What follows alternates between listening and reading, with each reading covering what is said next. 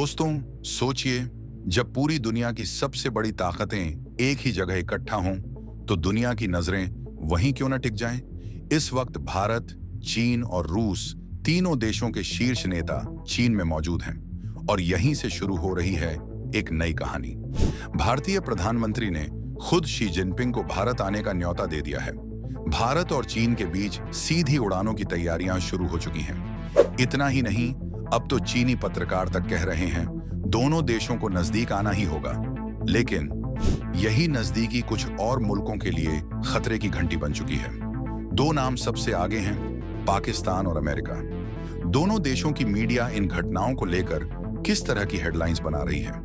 क्यों भारत चीन की बढ़ती दोस्ती इनके लिए बेचैनी का सबब बन रही है?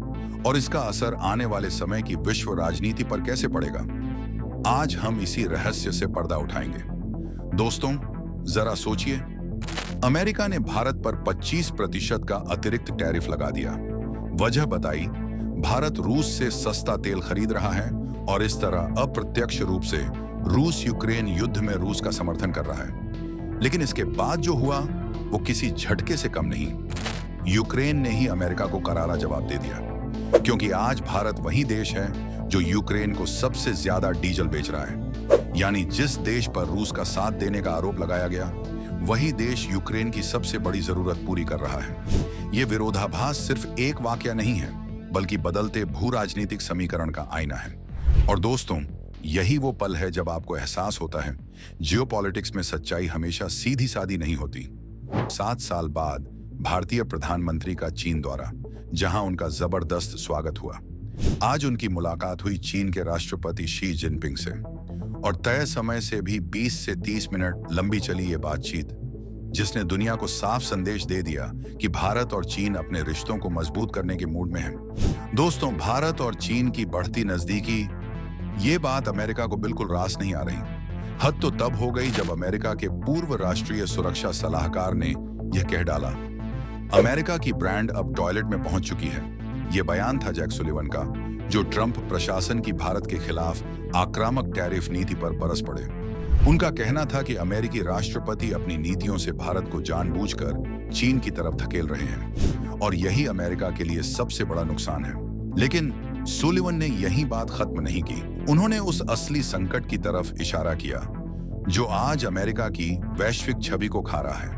उन्होंने कहा, आज दुनिया के कई देश अमेरिका को एक विघटनकारी ताकत के रूप में देखने लगे हैं। मित्र देशों के साथ रिश्ते लगातार बिगड़ रहे हैं, चाहे जापान हो, भारत हो, ऑस्ट्रेलिया, ब्रिटेन या फिर यूरोपीय संघ के देश। हर जगह अमेरिका के प्रति भरोसा कम होता जा रहा है। यानी तस्वीर साफ है, जहां एक तरफ भारत और चीन नजदीक आ रहे हैं, वहीं दूसरी तरफ अमेरिका अपने ही दोस्तों का विश्वास खोता जा रहा है। और यही है उस भू राजनीतिक कहानी का सबसे बड़ा ट्विस्ट, जो आने वाले वक्त में पूरी दुनिया की दिशा बदल सकता है।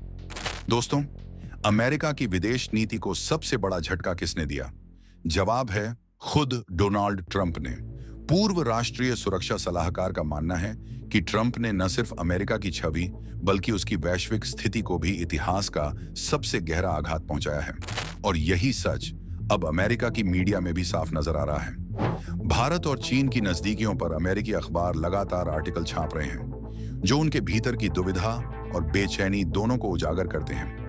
जैसे द वॉल स्ट्रीट जर्नल ने लिखा, While Trump rattles the world, China basks in the limelight। यानी जब ट्रंप दुनिया को हिला रहे हैं, तब चीन सुर्खियों का केंद्र बन रहा है। इसी तरह वॉशिंगटन पोस्ट समेत कई अन्य बड़े अखबार भी चेतावनी दे रहे हैं। लेकिन असली सवाल यह है, मोदी और जिनपिंग की मुलाकात में आखिर हुआ क्या? सबसे पहले चर्चा हुई सीमा विवाद पर। दोनों नेताओं ने साफ कहा, 2020 के गलवान जैसे टकराव अब अतीत की बात होनी चाहिए। भारत और चीन इस नतीजे पर पहुंचे कि सीमा पर शांति और भरोसा बनाए रखना ही दोनों देशों के लिए सबसे अहम प्राथमिकता है। दोस्तों, भारत और चीन की मुलाकात में तय हुआ, अगर रिश्ते आगे बढ़ाने हैं तो जरूरी है कि सीमाओं पर शांति कायम रहे। इसीलिए दोनों देशों ने फैसला लिया कि विशेष प्रतिनिधि नियुक्त किए जाएंगे, जो इस बात पर नजर रखेंगे कि भविष्य में गलवान जैसी घटनाएं फिर कभी न हों। लेकिन बात यहीं खत्म नहीं हुई। दूसरा बड़ा एजेंडा था व्यापार और निवेश। मोदी और शी जिनपिंग ने साफ कहा, भारत और चीन को न सिर्फ व्यापार संतुलित करना है, बल्कि नई तकनीक, रेयर अर्थ मिनरल्स और सप्लाई चेन जैसे अहम क्षेत्रों में मिलकर काम करना होगा। तीसरा मुद्दा था लोगों का आपसी जुड़ाव। दोनों देशों ने फ्लाइट्स बढ़ाने, वीजा प्रक्रिया आसान करने और धार्मिक यात्राओं जैसे कैलाश मानसरोवर यात्रा को फिर से शुरू करने पर सहमति जताई। और हाँ, आतंकवाद और वैश्विक चुनौतियों से निपटने के लिए भी भारत और चीन ने मिलकर कदम बढ़ाने का संकल्प लिया। लेकिन दोस्तों, इस पूरी बैठक का सबसे दिलचस्प पहलू यह था कि अमेरिकी टैरिफ पॉलिसी ने अप्रत्यक्ष रूप से भारत और चीन को करीब ला दिया। कई अमेरिकी अखबारों ने लिखा, ट्रंप की टैरिफ वॉर ने दोनों देशों को यह एहसास कराया कि आपसी मतभेदों को भुलाकर साथ खड़ा होना ही उनका भविष्य है। अब सारी नजरें टिकी हैं पीएम मोदी और व्लादिमीर पुतिन की मुलाकात पर। भारत पहले ही साफ कर चुका है कि रूस से तेल खरीदना कभी बंद नहीं करेगा, बल्कि इस महीने तो भारत पहले से भी ज्यादा मात्रा में रूसी तेल खरीदेगा। लेकिन असली सवाल यह है, इस मुलाकात के बाद भारत और रूस पश्चिमी देशों और अमेरिका को क्या जवाब देंगे? याद रखिए, इसके ठीक पहले ही यूक्रेन के राष्ट्रपति जेलेंस्की ने पीएम मोदी को कॉल किया था। और अब जब मोदी और पुतिन आमने सामने होंगे, तो क्या वे यूक्रेन की मांगों को भी रूस के सामने रखेंगे? और सबसे बड़ा ट्विस्ट, क्या आने वाले समय में भारत, चीन और रूस एक ही मंच पर एकजुट होकर खड़े दिखाई देंगे? दोस्तों, अगर भारत, चीन और रूस सचमुच एक मंच पर खड़े हो गए, तो यह अमेरिका के लिए सबसे बड़ा चेतावनी संकेत होगा। और फिर दुनिया की निगाहें इस पर टिकेंगी कि अमेरिका अगला कदम क्या उठाता है। इसी बीच फाइनेंशियल टाइम्स ने भी एक अहम खुलासा किया। उसमें लिखा गया, भारत बन चुका है यूक्रेन को डीजल सप्लाई करने वाला सबसे बड़ा देश। दोस्तों, जरा गौर कीजिए, एक तरफ यूक्रेन भारत से डीजल खरीद रहा है, उसके राष्ट्रपति सीधे भारत से बातचीत कर रहे हैं, वो भी पुतिन और मोदी की मुलाकात से ठीक पहले। और दूसरी तरफ अमेरिका भारत पर टैरिफ का बोझ डाल रहा है, सिर्फ इसलिए कि भारत रूस से तेल खरीद रहा है।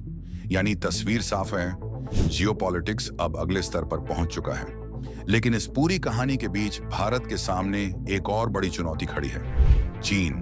क्योंकि भारत और चीन के बीच ट्रेड डेफिसिट 99 बिलियन डॉलर से भी ज्यादा है। अगर रिश्तों को आगे बढ़ाना है, तो भारत को इस घाटे को कम करना ही होगा। इसके लिए भारत को अपनी सप्लाई चेन को चीन की तरफ मोड़ना पड़ सकता है। और तभी रिश्ते मजबूत होंगे जब चीन भी भारत से बड़े पैमाने पर सामान खरीदेगा। अब असली सवाल आपके सामने है, अगर आपको दो विकल्प दिए जाए, भारत अमेरिका के रिश्ते सुधरें या भारत चीन के, तो आप किसे चुनेंगे?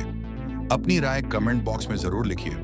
और हाँ दोस्तों, अगर आपको यह जानकारी और वीडियो पसंद आई हो, तो वीडियो को लाइक करें और आने वाली ऐसी ही डेली अपडेट्स के लिए नीचे दिए गए सब्सक्राइब बटन को दबाकर बेल आइकन जरूर ऑन कर लीजिए। फिर मिलेंगे एक और नई, रहस्यमयी और अहम जानकारी के साथ। धन्यवाद। जय हिंद, जय भारत।